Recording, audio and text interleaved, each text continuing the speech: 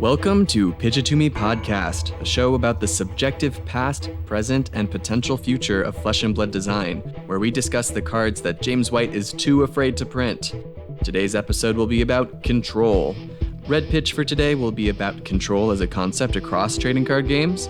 Yellow pitch will be about card advantage in Flesh and Blood, and blue pitch will be what archetypes could get control support in the future. As a reminder, you can find us across all socials such as TikTok and Instagram by searching at Pitch It To Me Podcast.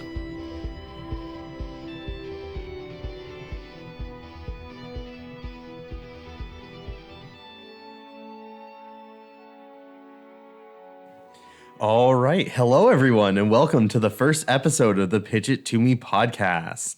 We are your hosts. My name is Clark Moore. I'm Joel Recinos. I'm Fuzzy Delp. And I thought it would be a pretty good idea for us to start off just by talking a little bit about our history in the trading card game scene. I started way back in elementary school with my brother bringing home the packs of Pokemon cards, putting nice foil expensive cards on the cement playground and getting everything scratched up. Most of the time I've been playing Magic the Gathering. And that was actually something that we connected over, Fuzzy, when we first met. What about you, Joel? Yeah, ironically, I've been surrounded by TCGs all my life. My cousins and their parents would, or my aunts and uncles, I guess, would collect Pokemon cards and, actually take care of them like normal human beings. And my dad was and is an avid baseball card collector and basketball. And, my uncle had a lot of Yu-Gi-Oh cards. But I never touched TCGs until probably, I don't even know, because COVID's making time more, but I think like 2018 or 19 when I started playing Magic the Gathering. Yeah. So I've only been playing for about 5 or so years, but that's my history with it. Wow.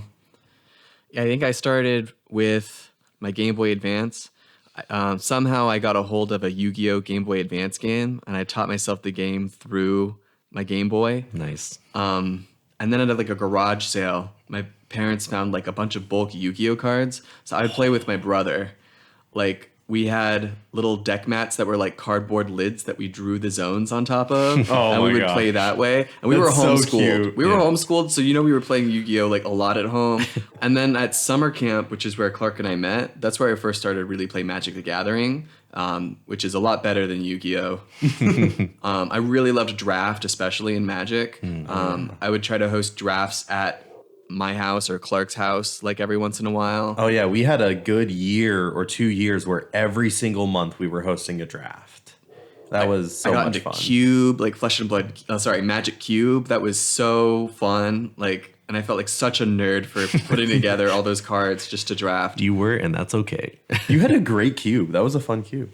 I started getting into Flesh and Blood around Everfest, and I really like Flesh and Blood for the competitive scene. I never really got into competitive Magic exactly, and it's a little bit of an exaggeration to say I'm into competitive Flesh and Blood now. I'm not necessarily any good, but I've definitely been enjoying like constructed play in Flesh and Blood in a way that I haven't with any other TCG.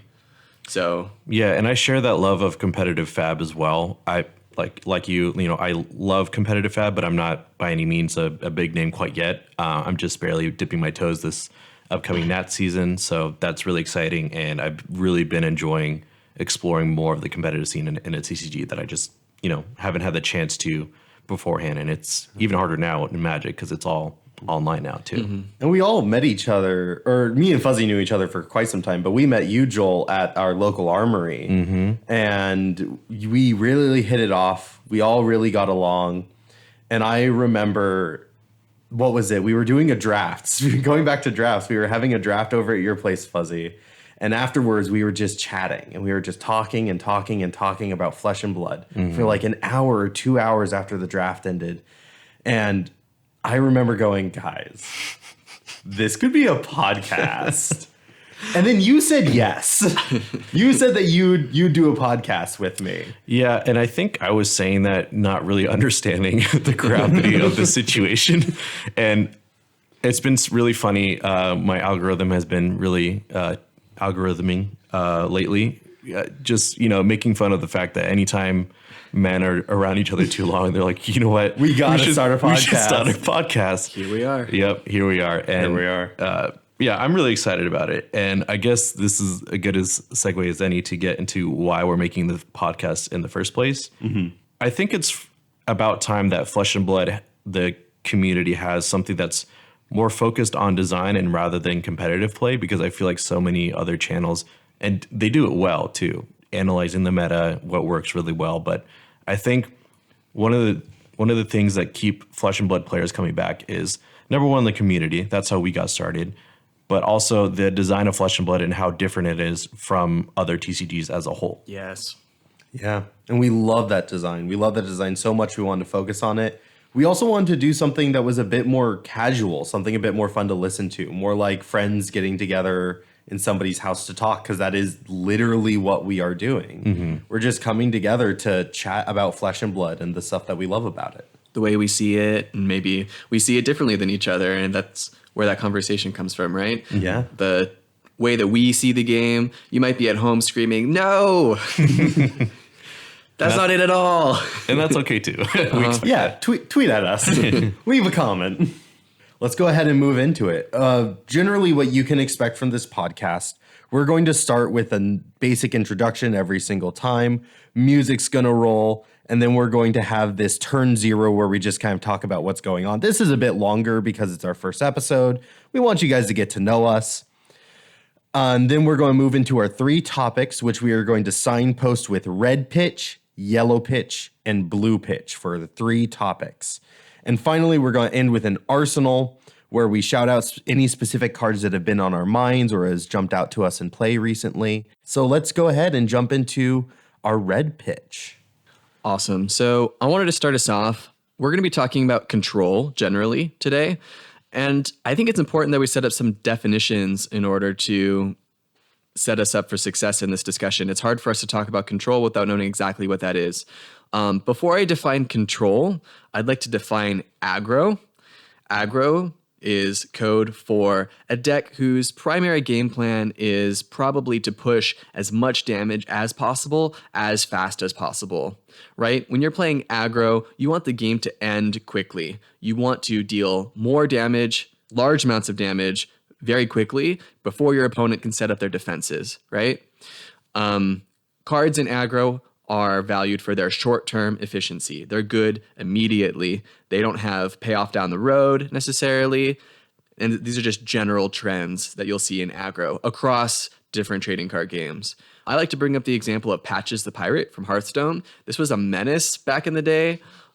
Basically, it was a card where anytime you played a pirate, you could bring in Patches, which was a little 1/1 minion. It comes in from your deck for free. You don't have to pay anything to play it. But it's just a 1/1 minion, right? It has a very small benefit immediately, but it's free, very good value. And if you were already planning on playing aggressive creatures, that on top of it was just an extra little value that helped you get on the board really quickly right away and helped you keep it. So shout out to Patches the Pirate. Yeah. And I have no reference for this card, but it just sounds so cute. And I like the word that you use, menacing. It kind of reminds me of Ragavan from Magic the Gathering as well. Mm-hmm. I think, little monkey pirates we just need more of them. Yeah. I'm a fan.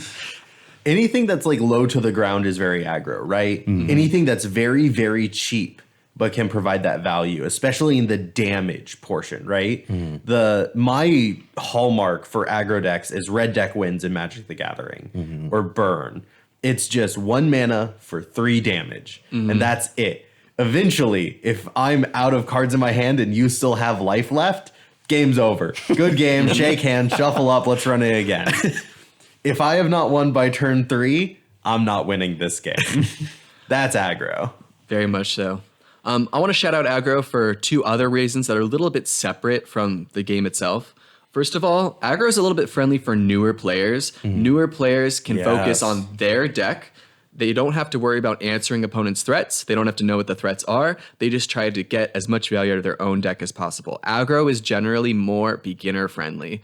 The other thing I want to mention is I played at a calling recently, And aggro is the one deck that actually gets to eat between rounds, which is kind of valuable. I don't hear people like shouting that up enough. Like aggro decks, they get to eat. If you want efficiency, if you can't play for a long period of time, play aggro. Exactly. You finish your game, you look up, there's still 30 minutes left in the round. You get to walk around the convention center. You get to walk around the game store. But if that sounds boring to you, having like to wait for all the control players to finish playing, maybe you don't want to play aggro. Maybe that could be boring.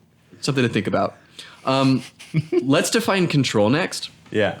I would say control decks, their primary game plan is to have answers to stop the opponent's threats. Stop opponents from being able to perform their game plan. So control their opponents. Exactly. Wow. It's almost like, You want to be the one in control. yeah, it's almost like they use that word for a reason. So control can be weird because your primary game plan isn't necessarily to win. Sometimes it's to stop the opponent from winning. That's why you have sometimes single cards that provide enough value for you to win after the fact. Aggro's win is set up across lots of different cards, usually, whereas control might just have one or two that once they get them on the board, they're golden. They just have to live long enough to get to that point. So they spend a lot of their energy living long enough to get to that point to stop the opponent's game plan.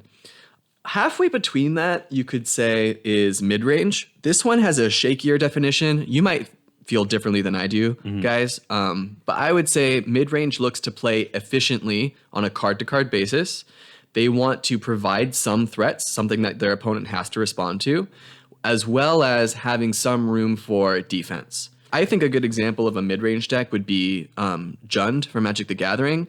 It plays lots of really good black, red, and green cards.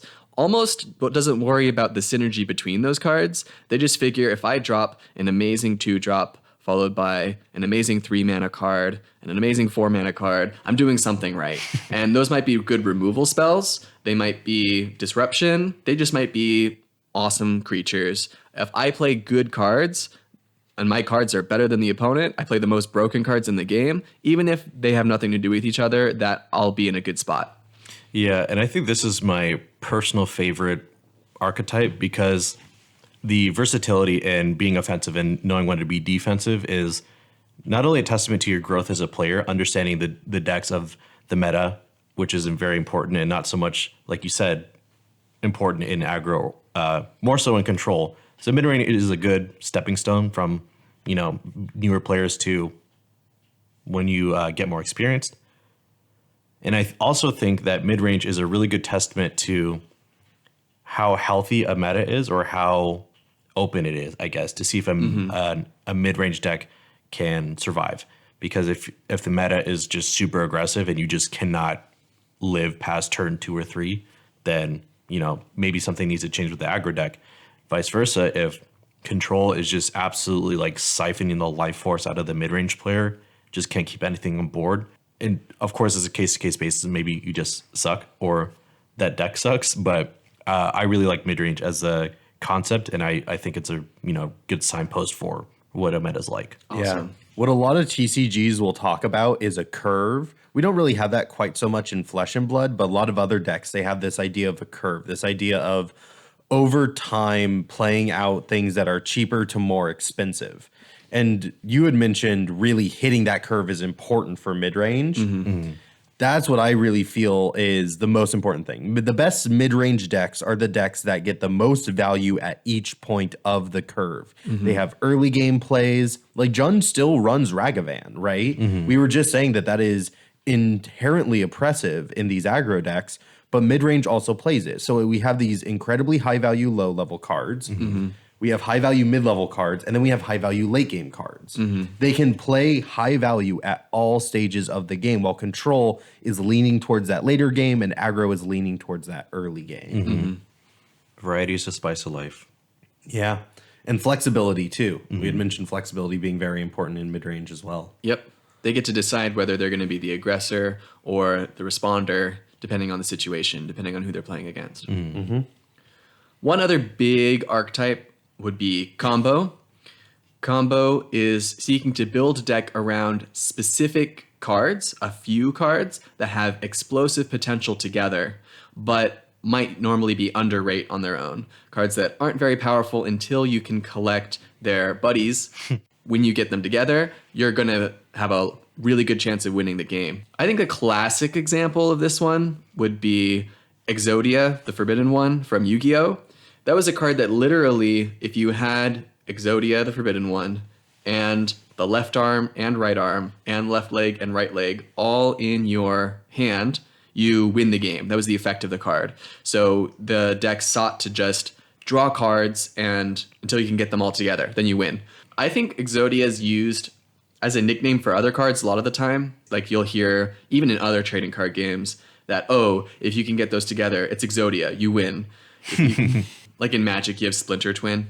Yeah. The moment that you get the two cards together, they just synergize so efficiently. They happen to have infinite synergy. Like you get infinite triggers off of it, and you can deal as much damage as you need to win the game. And you're just trying to get them together. Control is stopping you from getting them together. If you play one, maybe they have a counter spell or a removal spell to get rid of one of the important pieces and stop you from comboing off. Control beats combo, aggro beats control, and then combo beats aggro. Yeah, because combo is very explosive in nature. So unlike aggro or mid-range, instead of these really good, maybe pivot turns where you take the tempo of the game, you maybe just put either win straight up with assembling Exodia, or you put yourself in such a dominating position where like you're up so much in life points, you just take everything and swing back with whatever you need to close it out. We talked a little bit about aggro being the best deck for a newer player.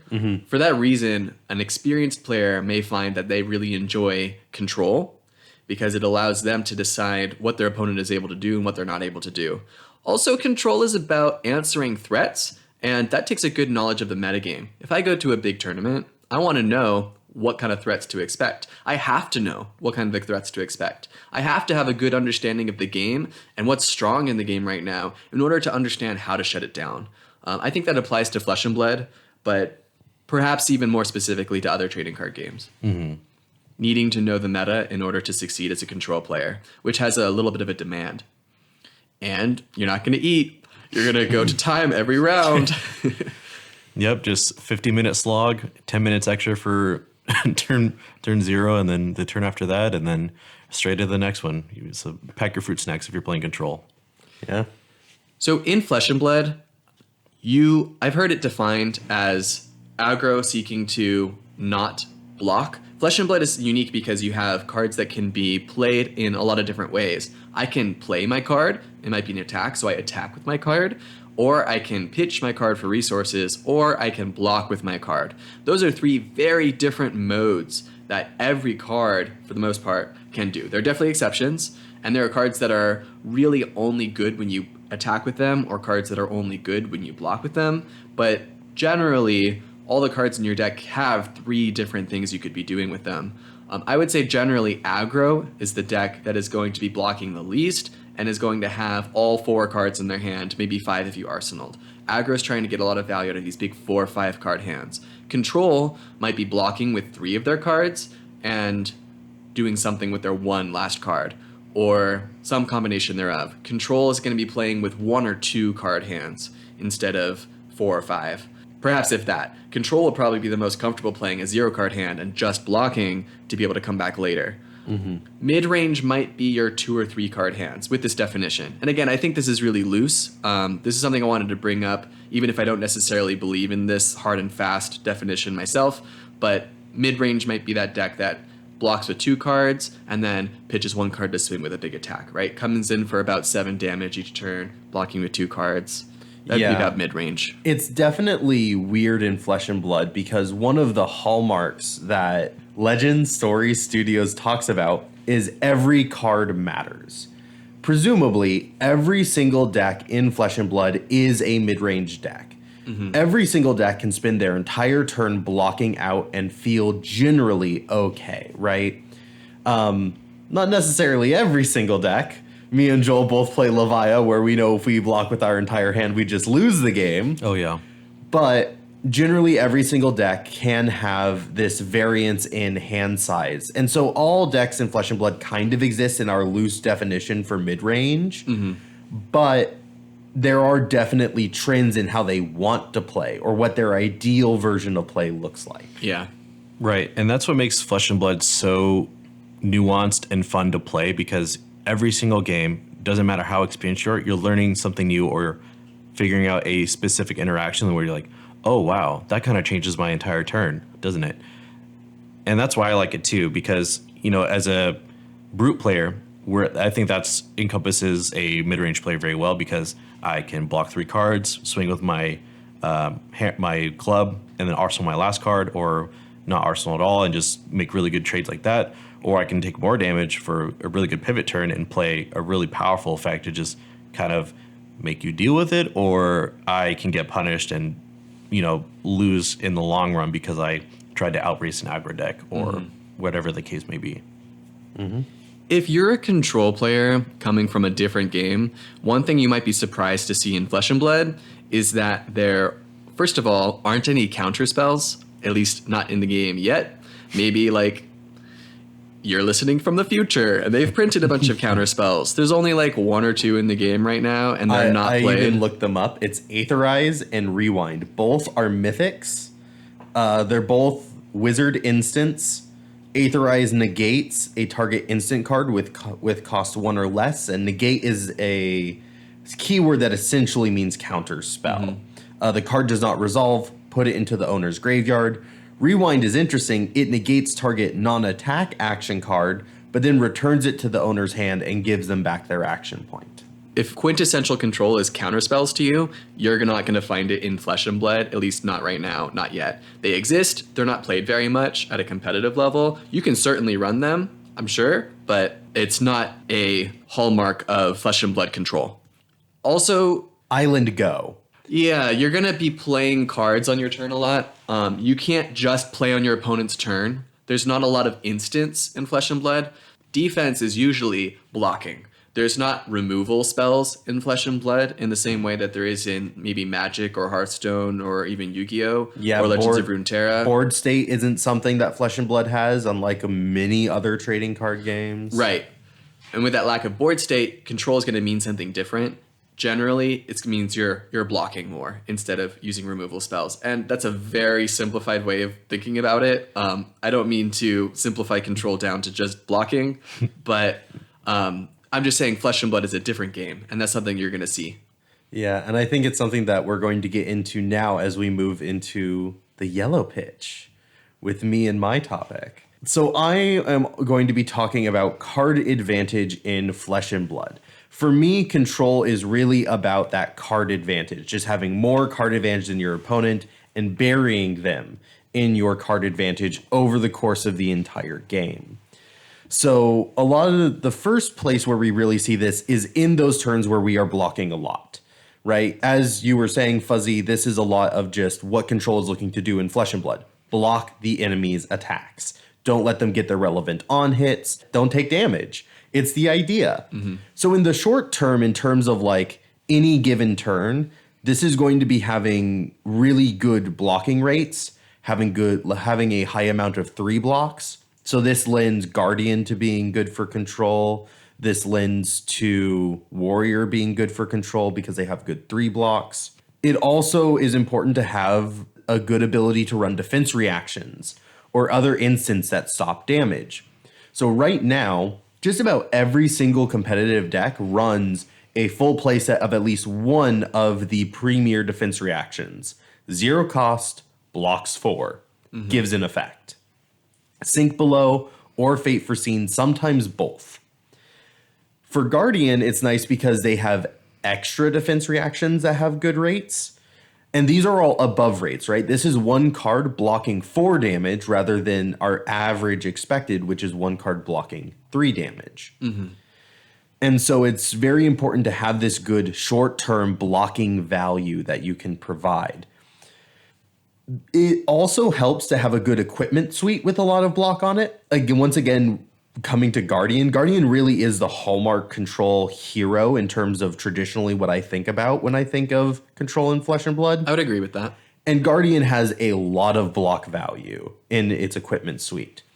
So good rates, 3 blocks, defense reactions, being able to run defense reactions comfortably, and having a good equipment suite that can block all means on any given turn, you don't have to take damage. One thing that cements that theory as well is in 5, for example, an aggressive ninja hero, aggro decks like that will run Sink Below in their sideboard because of these big attacks that Guardian will like to play if they get, an extra turn of tempo or something like that. Because if you leave yourself open to a deck with, majority 2 blocks against a disruptive effect or something, then you're going to really wish you had that defense reaction to kind of blow them out of their turn and continue applying your pressure. And then you have some decks right now.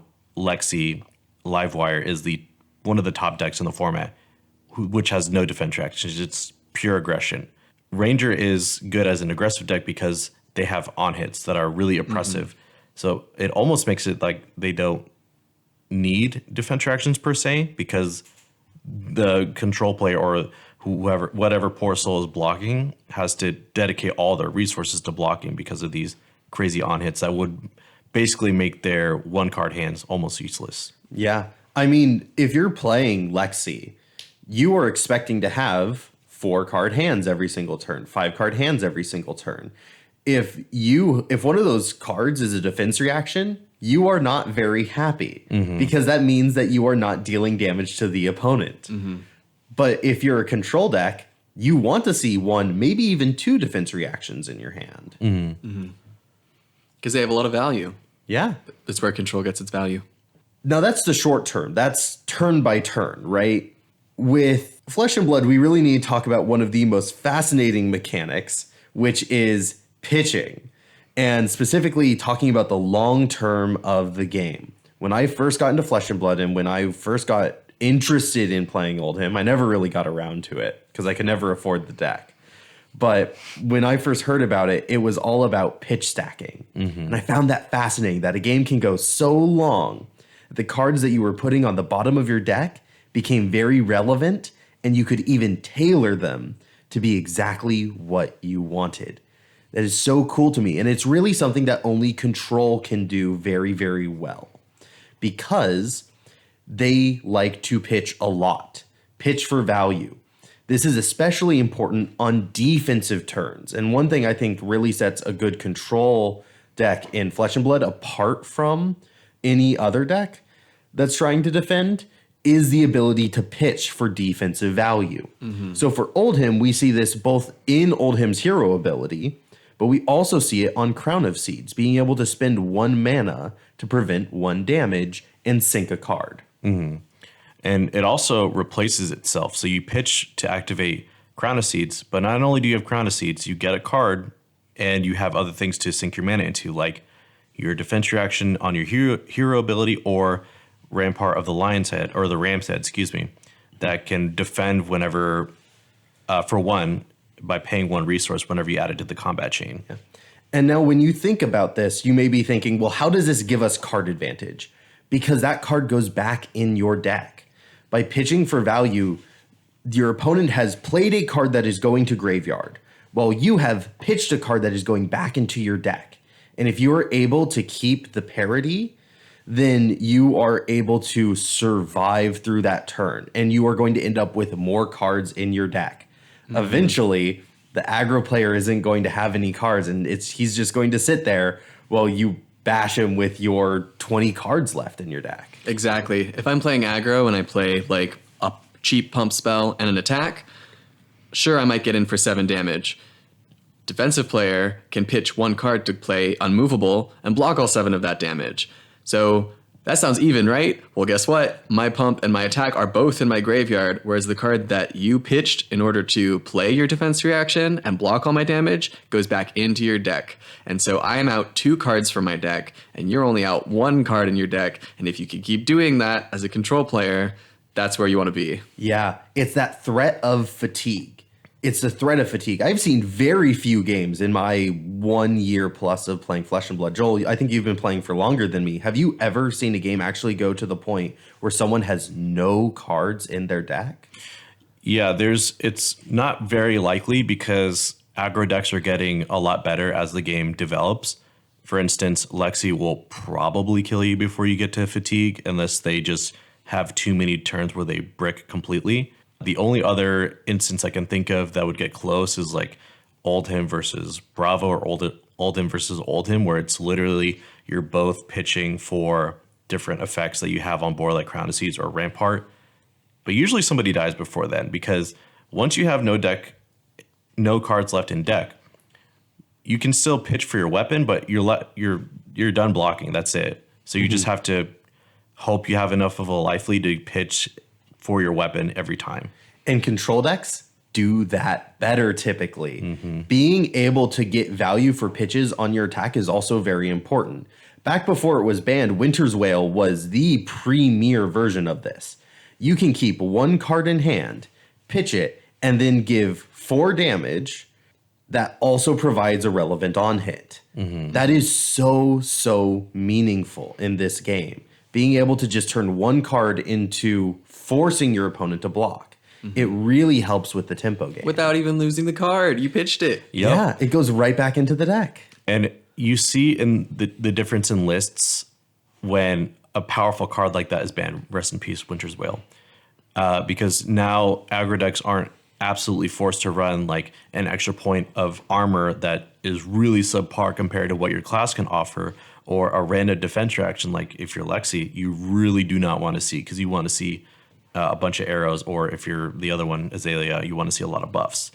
And I will say, going back to that example of fatigue, the reason why that's not so common is because what Guardians do better than every other deck is pitch stacking. But if you pitch in such a way that you're pitching, for instance, CNC, which stops defense reactions, and a card alongside it with Pummel, and then you see that in the second cycle, if you're that good of a player, you can basically calculate when you're going to see that and block more or less depending on what you can draw in the next couple of turns, and really blow out your other opponent and stop them from trying to close out the game. And I know we've been talking about fatigue for a while, but I want to mention that like anybody can use these concepts. Like when you're deciding what cards go in your deck, just remember that cards that are expensive, cards that cost 3 resources or 4 resources, whatever, cards that are expensive give you that value back into your deck. If you're finding yourself going to fatigue a lot of the time, maybe just try to run more expensive cards. That way you can get value out of pitching your cards instead.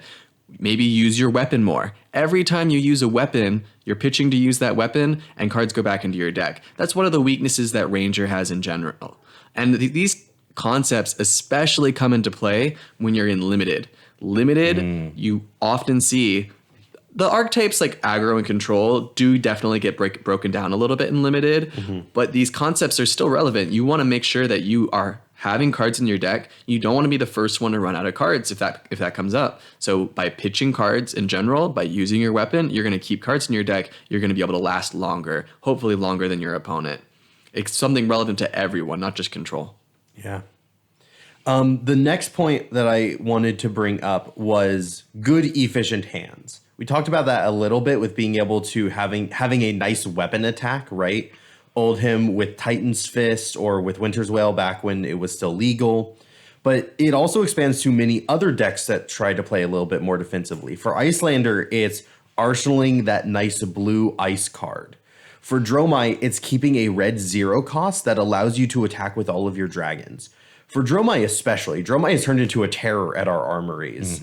And I hate going up against the Dromais that we are always seeing at our armories, because they will spend 3 cards blocking me. They'll block 9 or 10 damage, and I'm feeling very rough. Like, oh, I only leaked 1 or 2 damage. And then they throw a 0 cost, 4 go again, a red Ravenous Rabble, and then come at me with all these dragons? You mean you can block for 9 damage and then come at me for 12? That is so unfair. Yeah, talk about punishing. If you don't know how to play against a Dromai, you should probably start learning quickly, because that is not only an answer to one of the best decks in the format, Lexi, but that's also a very high skill intensive deck. And if they ever get a chance to crawl out of the pressure that you're putting on, like for instance, if you brick and they're left with more than 1 card in hand, it's going to be more dragons for you to clear. God forbid you don't have any, 6 power attacks in your hand to destroy the dragons. but it's just damage that you're going to have to spend your limited resources in trying to remove, especially if they have higher health than what your weapon can deal on a turn-by-turn basis. Yeah. But really, it's about that ability to turn those 1 or those 2 cards in hand into something that is going to really slow down your opponent. Flesh and Blood is so much about the tempo and who has the tempo and when they have the tempo. Mm-hmm.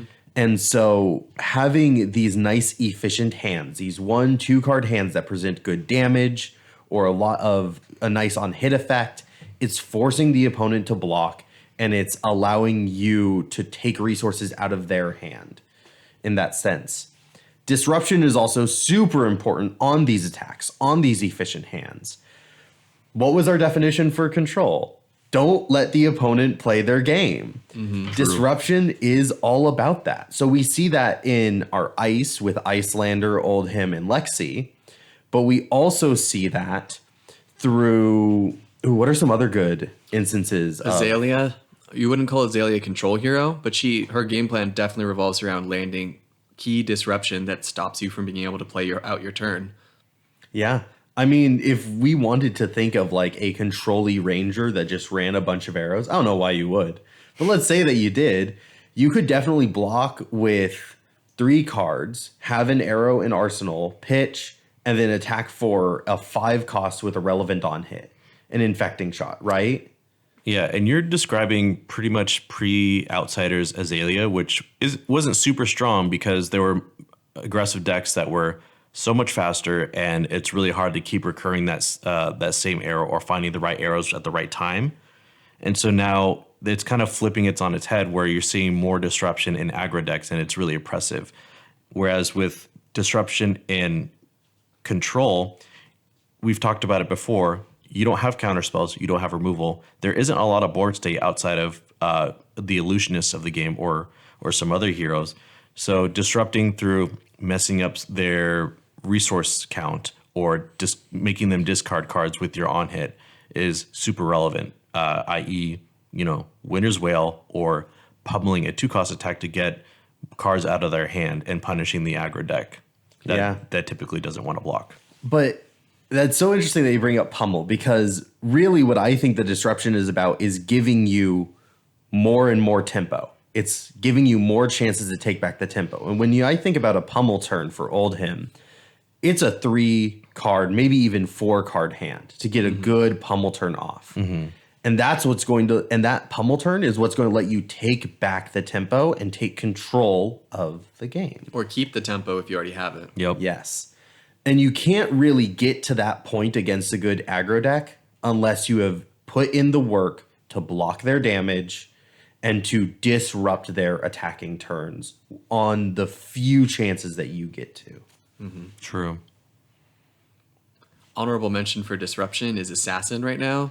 Ooh, yes. Azuri's disruption is so annoying. Yeah. I want to do a whole episode on Assassins. I love the original Arachne Huntsman so much.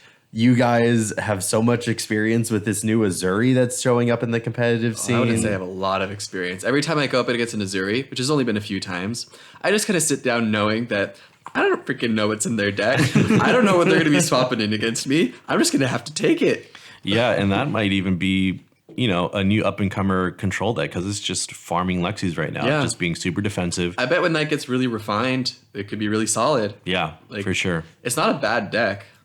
It's just not like explosive like other decks are, Yeah, and I think it's really changing the way that we're going to see control decks in the future. And now I'm signposting for Blue Pitch because I am so excited for what archetypes in the game that we could see get support in the future. Pitch it to me, Joel. He did it. He said the word. So one hero that we haven't talked about quite yet, Dash Inventor Extraordinaire, I think is due for some control elements to it. And one idea I had for it was, because Dash is an inventor, apparently. So extraordinary. An extraordinary inventor, yes.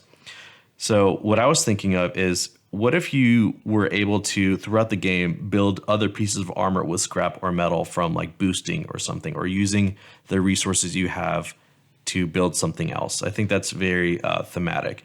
And I think adding more flavor to mech as a whole, instead of being forced to play something like Tree Frog Dash, where you're literally shoving as many generic blue 3-cost cards to block really well and pitch to your board state really well.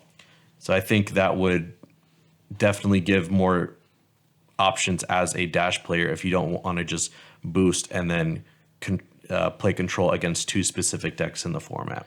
Yeah, we already kind of see that mechanic already with, what is it called? You're able to banish it from boost, and if you do, you get to put it hyperdriver. Yep. You get to put it right onto the field. A sort of hyperdriver with some defensive capabilities. It sounds very strong, maybe even oppressively strong. I think you might be thinking of the pump, because there's a pump that says when you... Are you talking about Tekla Pounder? Nope, I'm talking about the card that's 0 for 3 pump. The next time you banish an item, you get to put that item on the field. Perhaps. I think there is also... With Hyperdriver, there's a card where if it's banished and you have a Hyperdriver, you get to put a Steam counter on it. That's what it is, Crankshaft. But that value for your items... BIOS update. That's the card I was thinking of. BIOS update. Yeah. But the idea of like maybe a defensive item that if you banish it from boosting, you can put it onto the field or something along those lines. That would be cool. Yeah, and right now what we have closest to that is Nitro Mechanoid, which says if you control 4 Mechanologist armor pieces and I think 3 Hyperdrivers, get them all in a lump, crush them together, and you get this 5 power, 5 defense armor piece. And it looks really cool. Not super playable though, because you're giving up your entire suite. Oh, also it gets rid of your weapon. I forgot about that. So not only are you losing your weapon, you're losing the rest of your armor and other relevant effects that the items have. That those items have. And you have to play items that don't block for anything and don't necessarily do anything when you play them. And you can also boost them away throughout the game. Yeah, very risky for control setups. That's definitely more of a combo deck. I would agree with that. It's definitely got some controlling aspects just so it can live long enough to set up this really long-lined combo. So what I was thinking of as a replacement is perhaps another specialization or a higher rarity card, and we could name it Nitro Scrap Shield, for instance. Ooh. And I was thinking it could be an item with, it enters with 0 steam counters, and you can either sacrifice items or your other pieces of armor to put steam counters on there. And that way, you have more decision points throughout the game other than just pitching a bunch of blues to load different items on your board and attack with on that turn or a subsequent turn. We've talked about it before. This game is all about what you can do with the cards in hand, and there isn't a ton of long-lasting value. So if you give yourself options to be a controlling hero and be defensive, but also sacrificing the resources that you put on the board over the course of a game and reward yourself for that defensive playline, I think that would be really interesting because, like I said, Dash, as it stands, plays control against approximately 2 decks. That's Ultim and Bravo, which are 2 other defensive decks. So maybe this gives Dash players more options. It was really interesting. I'm looking at your notes on this card. Sacrificing item for steam counters is so interesting. And I love the idea of it has 1 block for every steam counter on it. And every time you block with it, you remove a steam counter. Yep. So you can build it up. You can build it up. You can build it up and get this incredible piece of equipment. 6 blocks with Battle Worn? Oh, that is broken. Are you kidding me? Oh, but you need to sacrifice your entire board state to get there. However, it could be really interesting to maybe give Hyperdriver Dash a bit of a flexibility, because with Hyperdriver, you can end up getting a lot of Hyperdrivers onto the field and then sacrificing them all to create this big defensive shield. Sounds very interesting. Right, and I think that gives Dash players much more agency over what their turn looks like every turn, because if I'm taking a Dash deck and I'm like, I want to do Pistol Dash and set up all these items, the amount of damage I'm going to be trying to mitigate just to play. And even the odd items cost 2. Actually, I think they both cost 2. The induction chamber and the plasma purifier both cost 2. So I need 2 cards minimum. So that means I'm only left with 2 blocking cards and maybe a third in arsenal with a defense reaction. Unless you have Teklo Core, because mechanologists get 2 free resources. I'm not going to get into this with you, Clark. not on this pod, maybe later. But yes, I agree. I just think to make it a true control deck or give Dash players more options than just boosting their decks away, that this would be a really interesting control deck to see in the future. Yeah. And I think moving away from Dash, some other cards that I thought of that would be interesting to see, or maybe this pattern that we don't necessarily see in these archetypes thus far. The first one would probably go for Levia or Rhinar, my brutes. And I've decided to name it Totem of the Shadow Beast. And Shadow Beast is hinted at in all of Levia's cards thus far. And so it's a 3-cost aura, and it has a once per turn defense reaction, where you discard a card with 0 or less block, of which you are pretty much forced to run at least 6 of. And you can prevent the next X damage, where X is half the discarded card's power rounded up. That's interesting. And the idea behind this, thank you. The idea behind this card is turning a card like Wild Ride or Pulping, which don't block for anything but have incredible offensive power, and give them some defensive utility. Because nothing hurts more when you're trying to set up a pivot turn and then your opponent's turn goes absolutely crazy. And now, okay, I am left with 2 cards that don't block and 2 cards that I need to play the cards that don't block.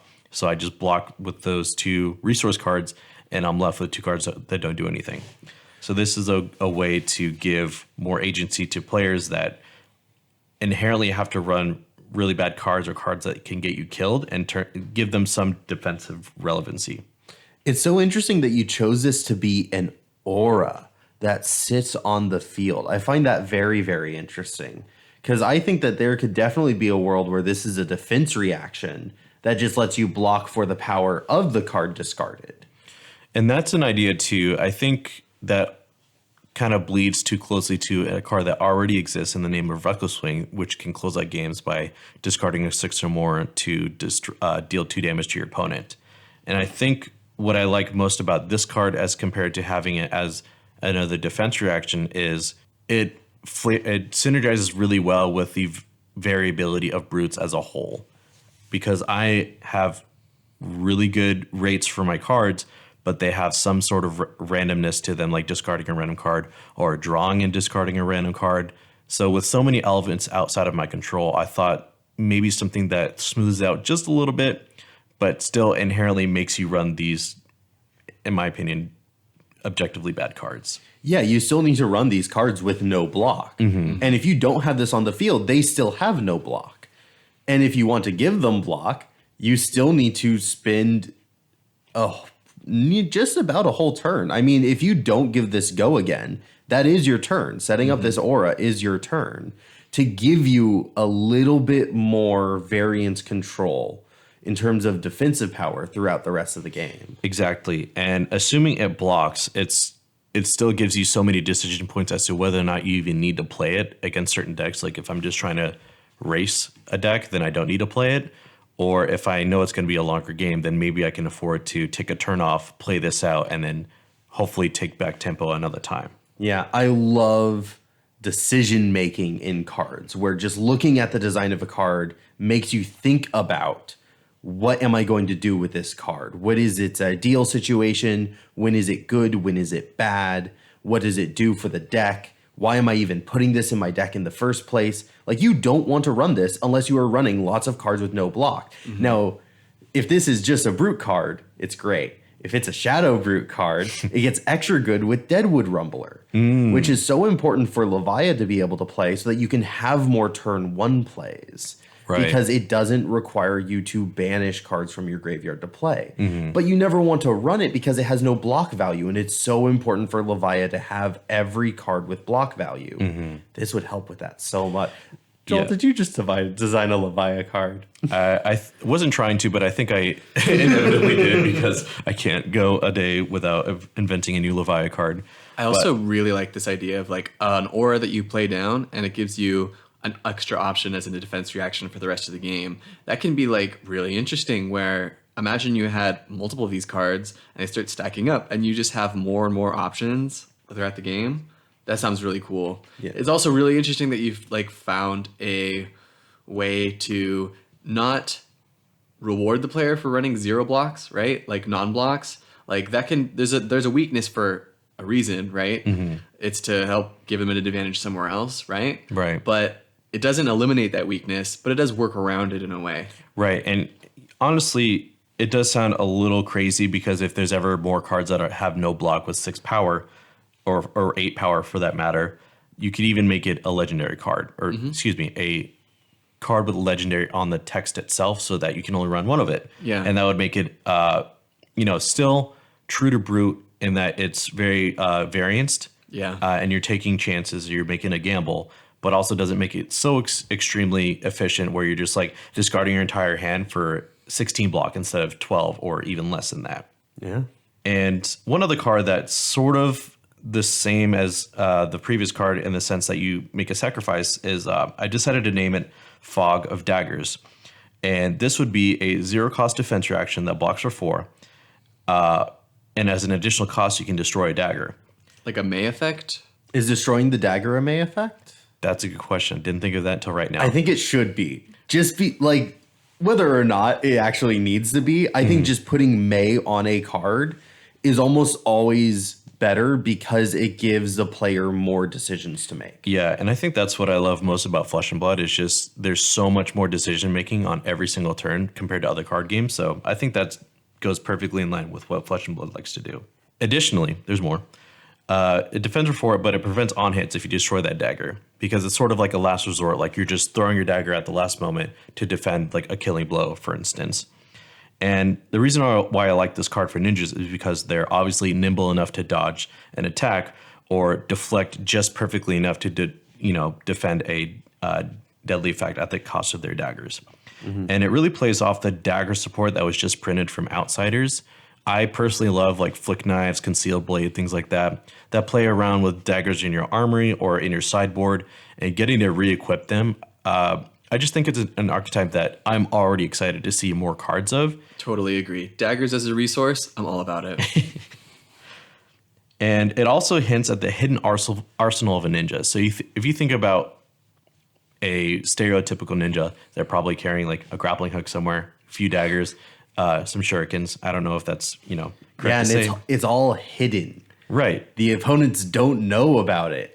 Exactly. So if you are trying to finish me off and I come out, pull a dagger from out of nowhere and then stand myself up or something in a fight, I think that's extremely emblematic of the severe training that ninjas go through and also the sneaky nature of the Can you imagine though, you're playing against Flesh and Blood, playing a game of Flesh and Blood against some ninja guy, and he's destroyed his dagger like 10 times, and he keeps busting them out, and you're like, dude, do you have a sideboard? And he's like, yeah, I have 15 daggers.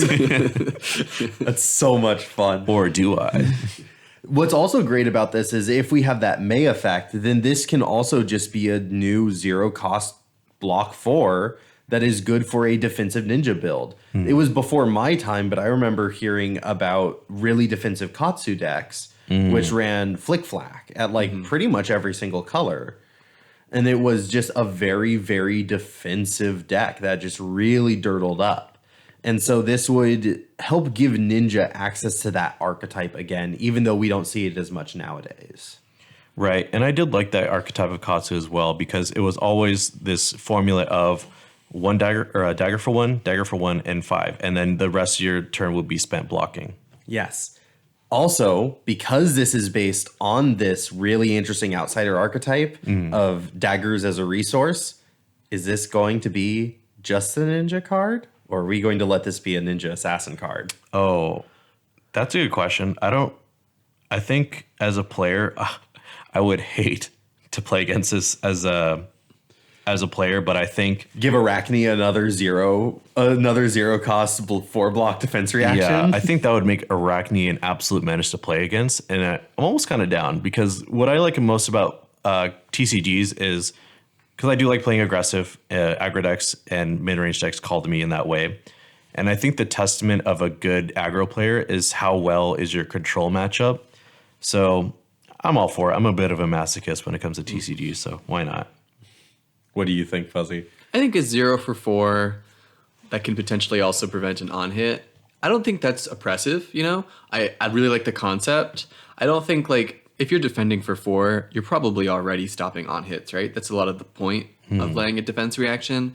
So I think like Well, I mean, this would be debilitating towards Guardians.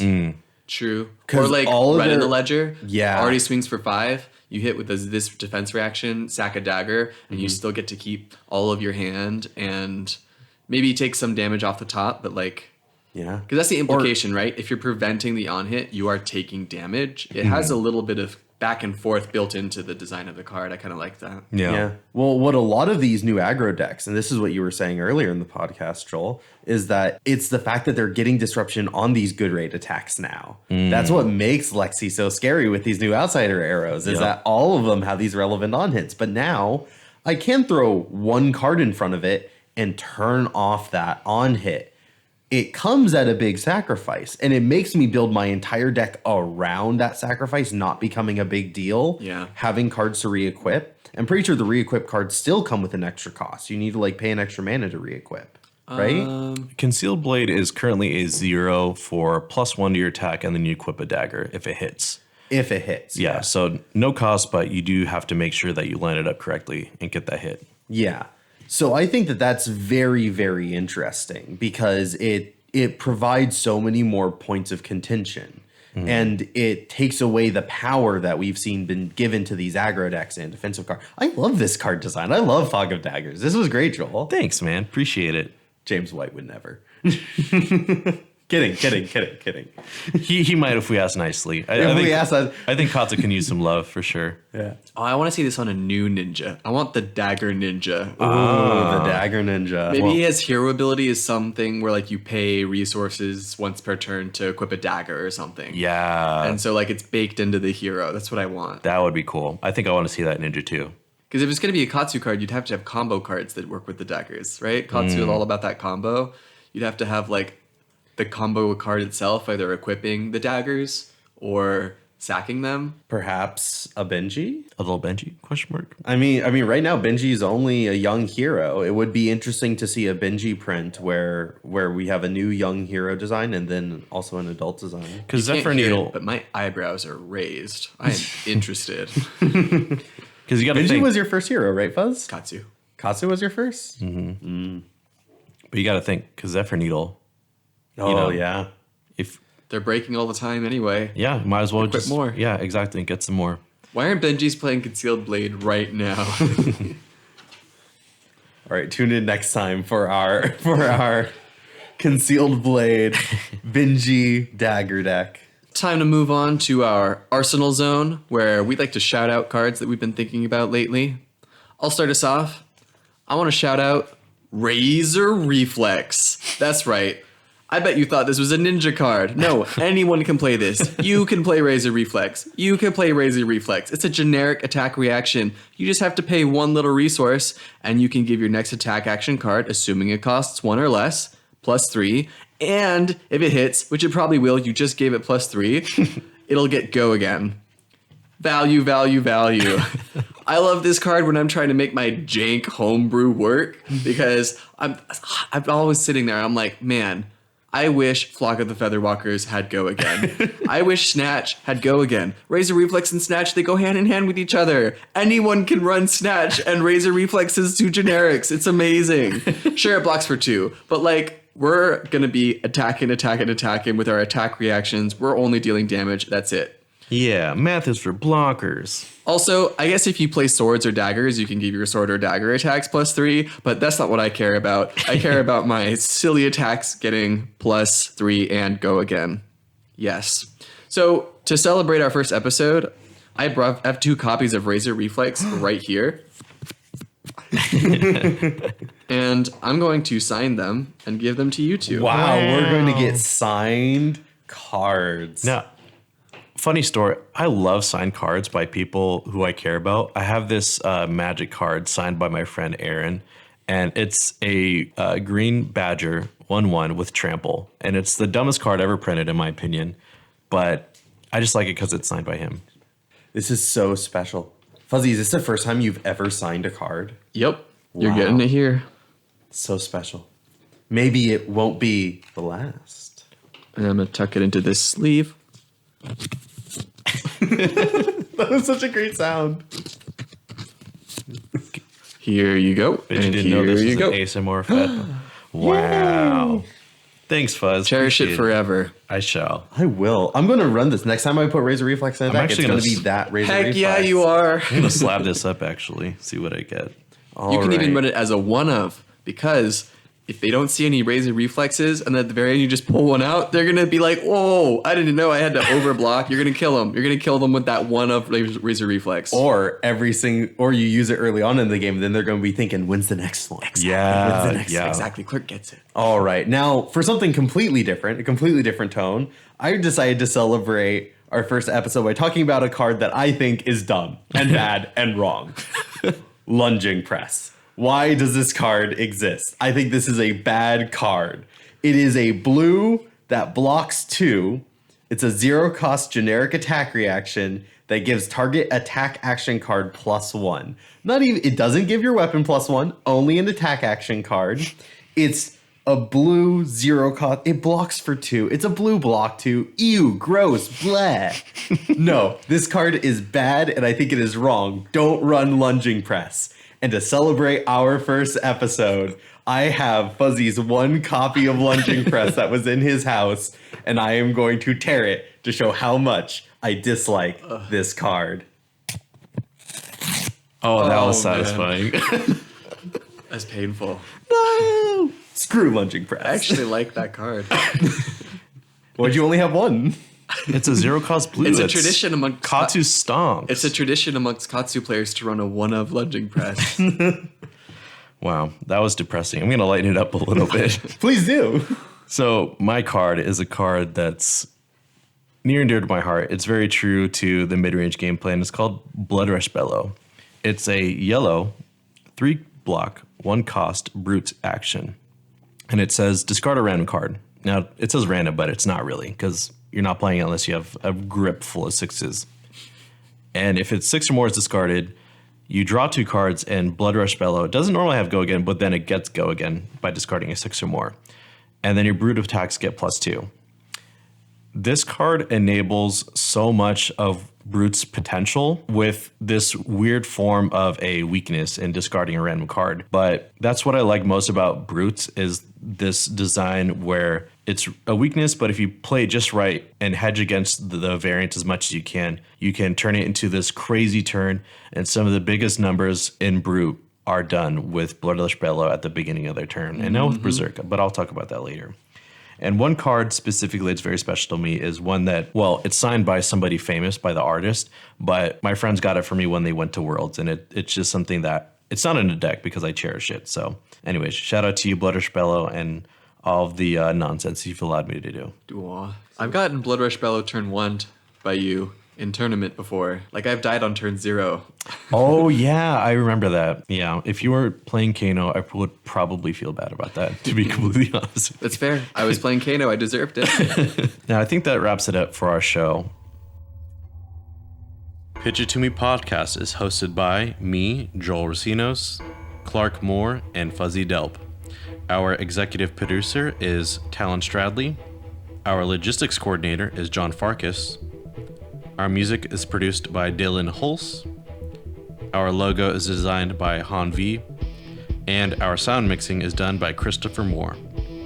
Last but not least, thank you, the listener, for taking the time to listen to our podcast. Be sure to give us a follow on your favorite social media platform at Pitch It To Me Podcast.